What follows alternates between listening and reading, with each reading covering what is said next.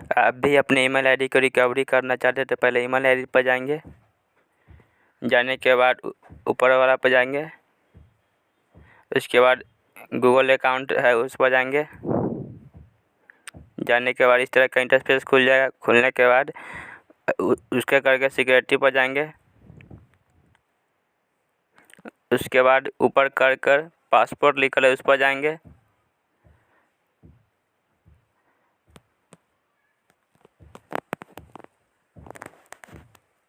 उसके बाद हमें पासपोर्ट नहीं पाता है तो फॉरगेट पासपोर्ट करेंगे।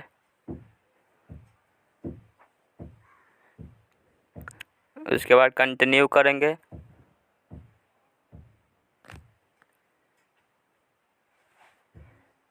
उसके बाद फिंगर मांगे, फिंगर डालेंगे।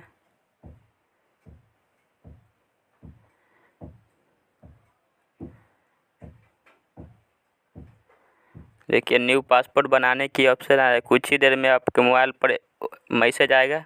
देखिए मैसेज आ गया ईमेल से।